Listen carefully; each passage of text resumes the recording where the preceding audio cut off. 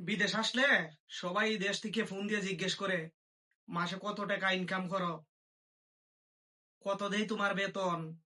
কেউ জিজ্ঞেস করে না তুমি কিভাবে থাকো, বা তোমার কষ্ট হয়নি, তোমার শরীর স্বাস্থ্য ভালো নেই।